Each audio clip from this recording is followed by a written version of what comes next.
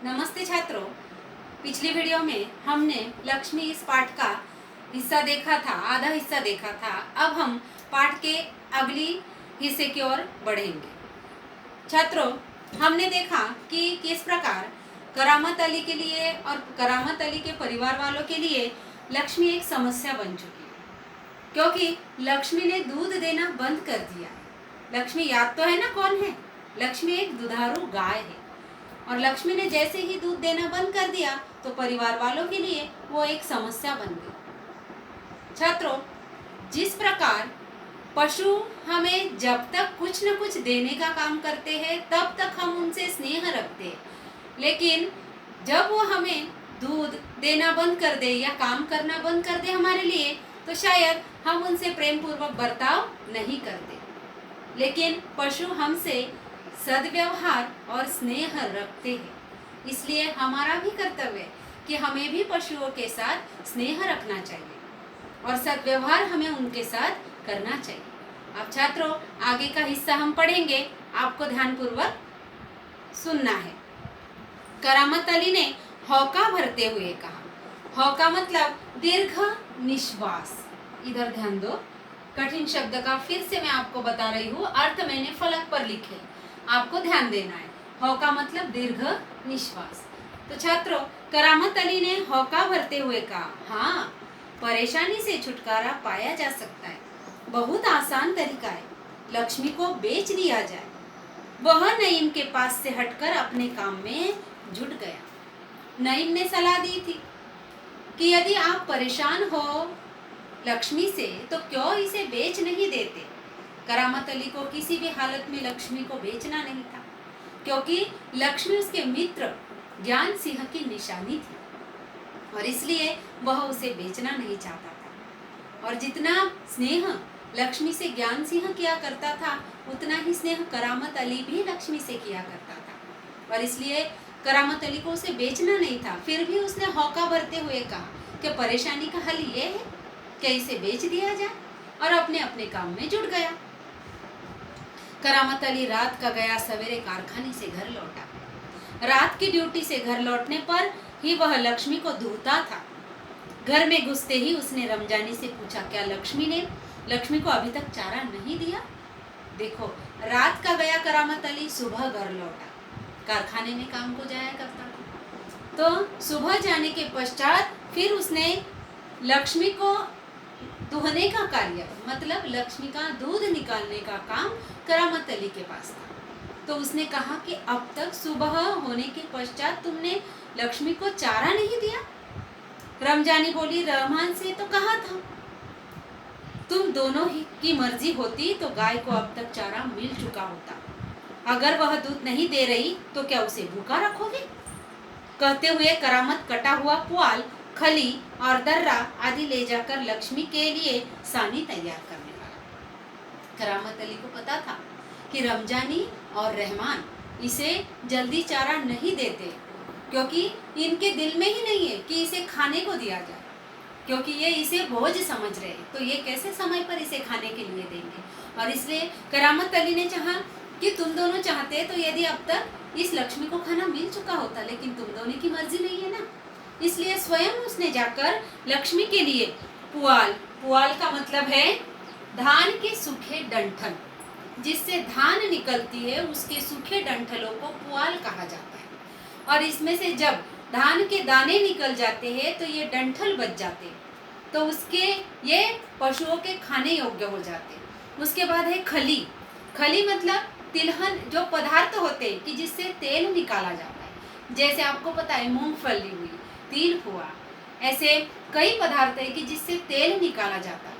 तो ये तेल निकालने के पश्चात तिलहन का जो बचा हुआ पदार्थ होता है, देखो छात्रों यहाँ लिखा है, तेल निकल जाने के बाद तिलहन का बचा हुआ जो हिस्सा होता है, तेल तो हमने निकाल लिया, लेकिन बचा हुआ जो हिस्सा है उसे खली कहा जाता है। और दर्रा मैंने आपको बताया था कि जो बचे हुए अनाज के टुकड़े होते हैं उसे दर्रा कहा जाता है। इन सब को मिलाकर पशुओं के खाने के लिए सानी बनाई जाती और इसी प्रकार करामत सानी बनाने लगा।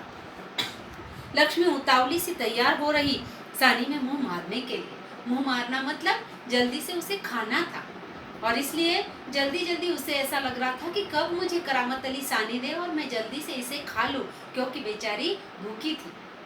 गाय को सानी देकर करामत अली उसकी पीठ देखने लगा। रोगन ने अच्छा काम किया था, दाग कुछ हल्के हो गए थे। इस 15 दिनों से यो ही चल रहा था। एक दिन जब करामत अली ने पुआल लाने के लिए रमजानी से पैसे मांगे तो वह बोली, मैं कहाँ से पैसे दूं? पहले तो दूध की बिक्री के पैसे मेरे पास जमा करती थी, मैं उनमें से दे देती थी, अब कहाँ से दूं? अब तो लक्ष्मी दूध नहीं दे रही। करामत अली ने उससे कुछ पैसे मांगे कि मैं इसके खाने की सामग्री लेकर आऊं लक्ष्मी के। तो उसने कहा कि मैं कहाँ से पैसे दूं? पहले तो मैं कुछ पैसे जुटा लेती थी इसके दूध बेचकर, अब ये दूध ही नहीं देती तो मैं कहाँ से पैसे दूंगी? लो, यह राशन के लिए कुछ रुपए रखे थे। कहते हुए रमजानी ने संदूकची में से 20 का एक नोट निकालकर आगे उसे थमाते हुए कहा, इससे लक्ष्मी का राशन ले आओ। लो, मेरे पास कुछ पैसे हैं जो मैंने अपने घर के राशन के लिए लगा कर रखे थे। लो, आप इससे लक्ष्मी का राशन लेकर आओ। संदूकची मतलब संदूक होता है, छोटी जो पेटी होती है उसे संदूक कहा जाता है। ठीक है, इससे लक्ष्मी के 2-4 दिन निकल जाएंगे। आखिर इस तरह कब तक चले? रमजानी दुखी स्वर में बोली, तुम इसे खुला छोड़कर आजमा कर तो देखो। कहते हो तो ऐसा करके देख लेंगे। देखो, आखिर ऐसा कब तक चलेगा?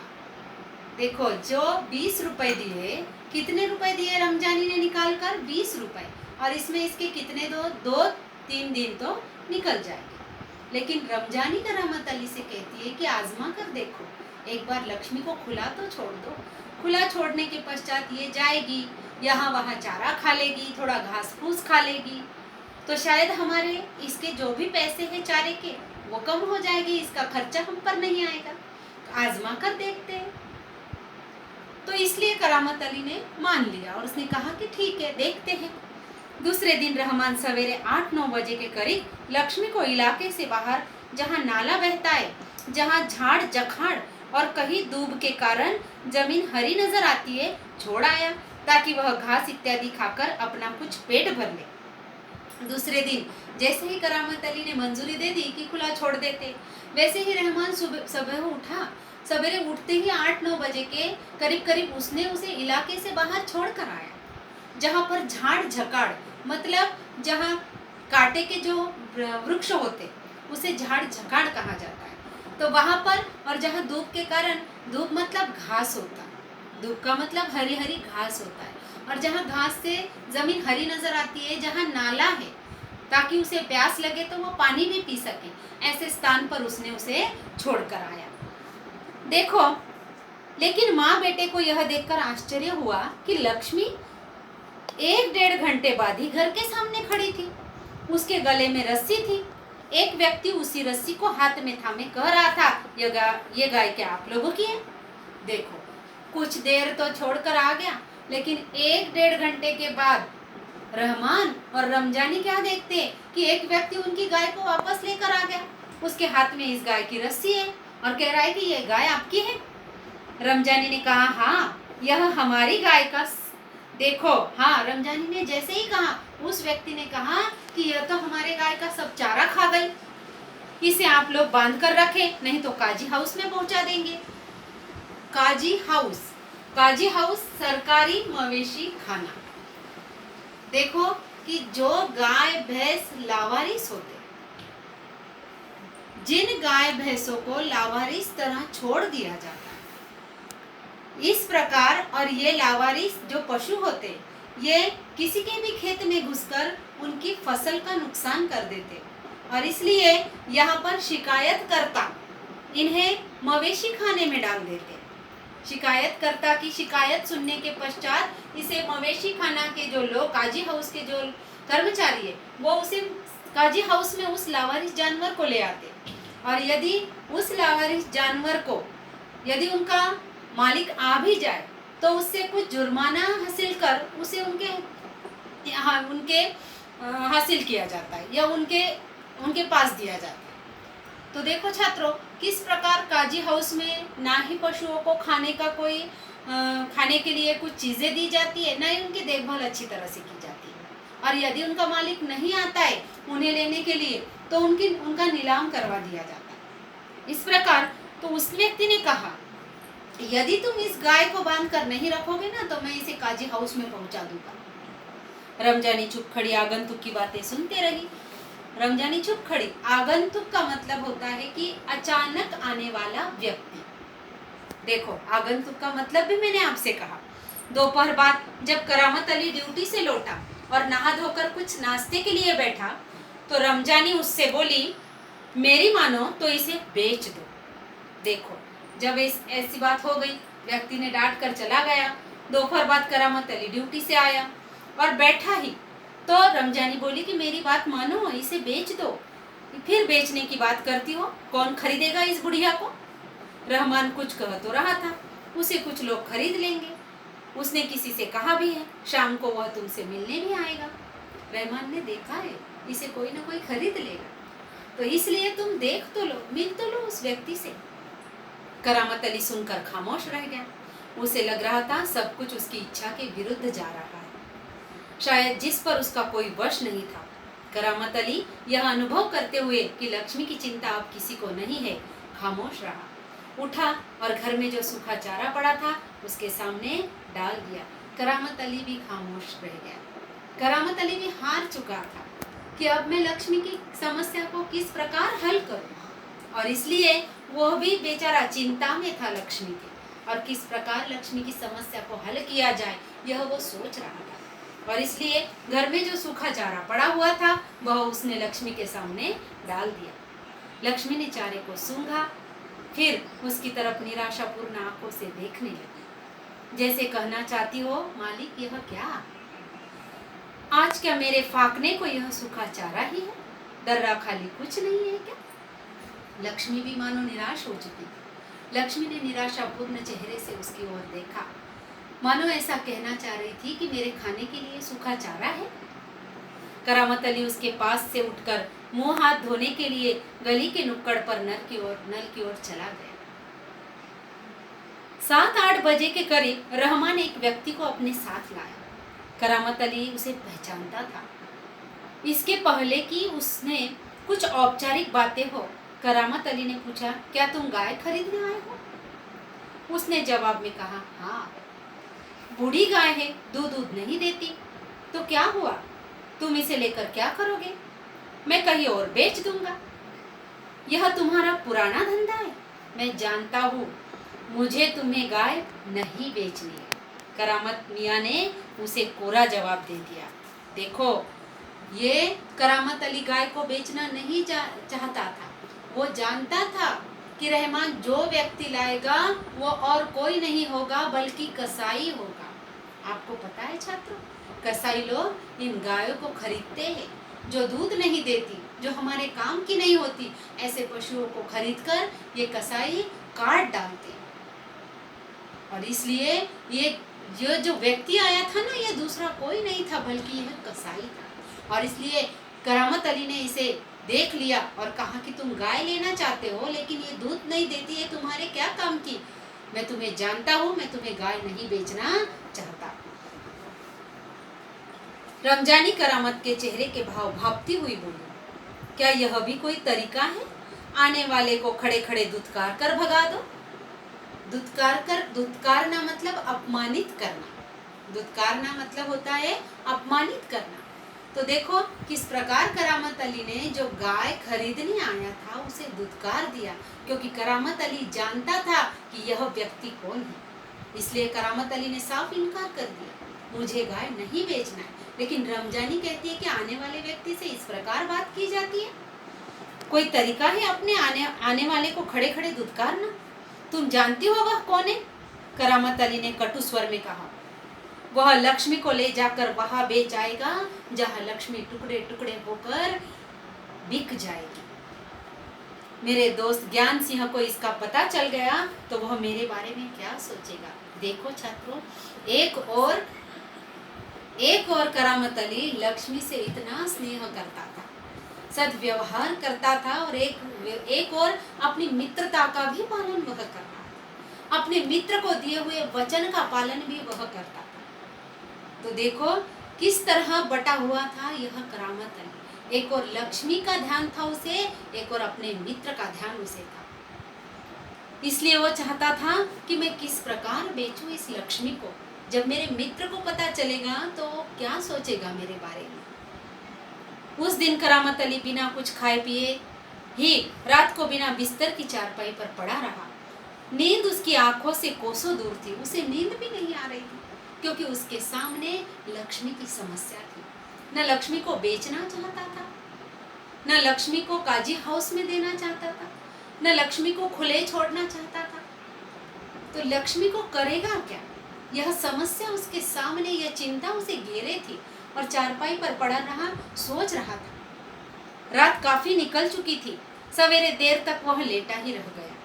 कुछ देर बाद करामत अली ने चारपाई छोड़ी, मुंह हाथ धो घर से बाहर निकल पड़ा।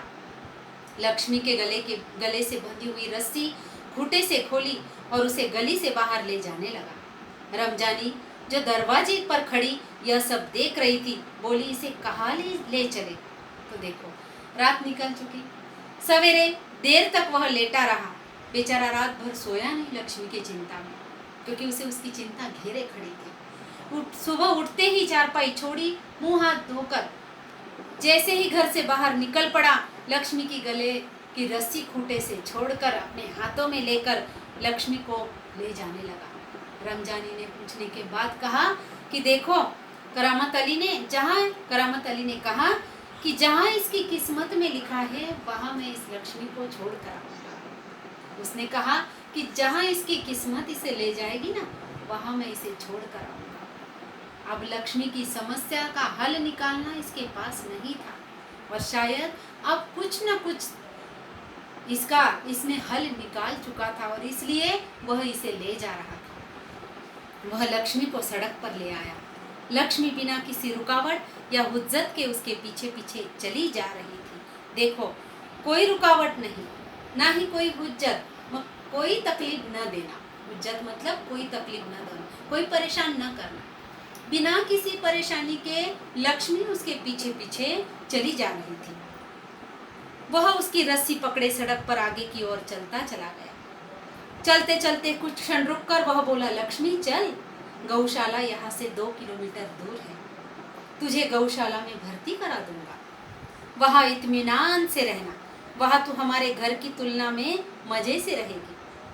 भले ही मैं वहाँ न रहूं, पर जो लोग भी होंगे ना, मेरे ख्याल में तुम्हारे लिए अच्छे ही होंगे। मैं कभी कभी तुम्हें देख आया करूँगा, तब तुम मुझे पहचानेगी भी या नहीं, खुदा जाने। कहते हुए करामत अली का गला भर आया, उसकी आंखों में आंसू उतर आए। चल लक्ष्मी चल, जल्दी जल्दी पैर बढ़ा। और वह खुद किसी थके मांदे बूढ़े बैल की तरह भारी कदमों से आगे बढ़ने लगा। देखो रात भर चिंता करने के पश्चात उसे हल मिल गया, और सुबह ही उसने सोचा कि मैं इस लक्ष्मी को गौशाला में छोड़ा। आपको पता होगा छात्रों कि गौशाला में जो भी लावारिस जानवर होते, लावारिस जो गाय होते, उन्हें वहाँ छोड़ा जाता है। साथ ही साथ हम कहेंगे कि कई लोग अपने पास जो गाय होते हैं, जिनका पालन पोषण वो नहीं कर सकते, वह उसे गौशाला में छोड़ाते। कई बार गौशाला में लोग गाय दान देते और वहाँ पर बहुत ही अच्छी तरह से देखभाल इन गाय की जाती है, क्योंकि आपको पता है गाय का हमारे जो भी धार्मिक महत्व बहुत है, और इसलिए हिंदू धर्म में गाय का बहुत धार्मिक महत्व है। इसलिए गाय की सेवा करना हम हिंदू लोग परम कर्तव्य मानते हैं, और इसलिए गौशाला में वह उसे दान दे आए, और वह उसे कहने लगा कि चल लक्ष्मी, वहाँ तू मजे से रहेगी, क्योंकि हमसे भी ज़्यादा तेरी देखभाल वहाँ करने वाले लोग हैं। और इसलिए लक्ष्मी तो जल्दी जल्दी चलने लगी, लेकिन बेचारा करामत अली जो निराश था, भले ही वह लक्ष्मी की समस्या हल करने के लिए उसे गौशाला ले जा रहा था, लेकिन वो मन ही मन निराश हो चुका था, क्योंकि वह लक्ष्मी से अधिक स्नेह करता था। तो देखो छात्रों, किस प्रकार करामत अली पशुओं के साथ, लक्ष्मी के साथ सौहार्दपूर्ण व्यवहार करता था, उसी प्रकार हमें भी जानवरों के साथ सौहार्दपूर्वक व्यवहार करना चाहिए। जानवरों के प्रति हमें स्नेह रखना चाहिए। क्योंकि ये जानवर यदि हम इनसे स्नेह करते हैं तो ये हमसे भी उतना ही स्नेह करते हैं। आपको पता ही है कि कितने पालतू जानवर हैं जो हमारे उपयोग में आते हैं। तो इसलिए छात्रों, हमेशा हमें पशु के प्रति दया भाव रखना चाहिए। यह संदेश हमें इस पाठ से मिलता है। छात्रों, पाठ आपको समझ गया होगा। इस पर आधारित जो भी कृति प्रश्न है वो आपको आपके कॉपी में लिखना है। धन्यवाद।